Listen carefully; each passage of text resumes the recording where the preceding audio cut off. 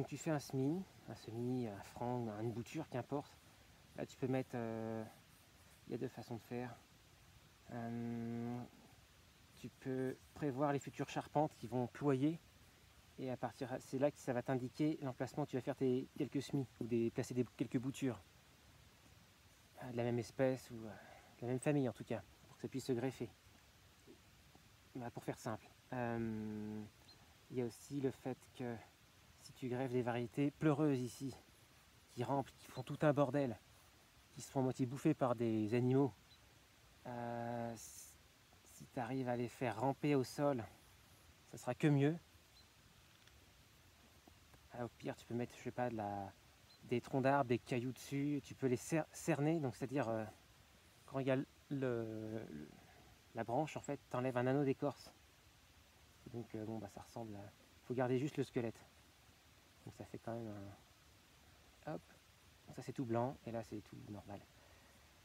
Et ça va gonfler et faire un cal cicatriciel. Tu peux le faire plusieurs années de suite, et ce sera très...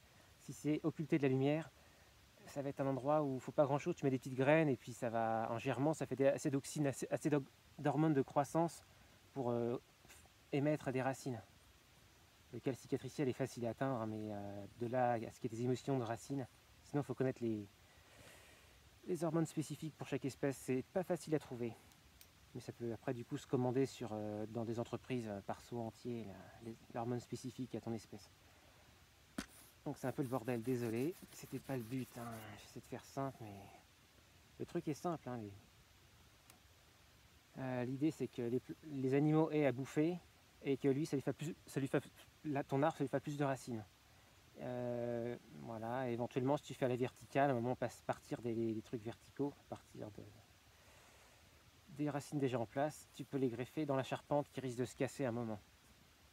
Ça aide beaucoup. Après, ça va être un bordel, ça fait une forêt, hein, ça se densifie.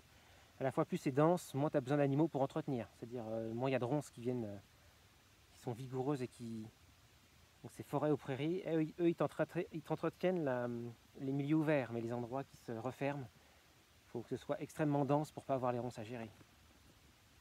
Donc voilà, pour rester simple, l'arbre, il a vraiment... le fait qu'il y ait une nouvelle racine ici, il est très profitable. Voilà, il a rarement besoin de pivoter en milieu humide. Il pivote seulement pour la résistance à la sécheresse.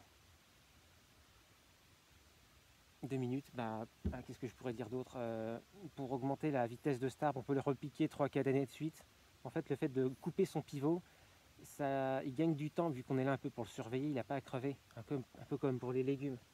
Ils perdent en résistance à force de les assister en émettant de la terre grasse et des arrosages réguliers. Bref, le fait qu'il commence sa charpente racinaire, il sera 2 fois plus vigoureux.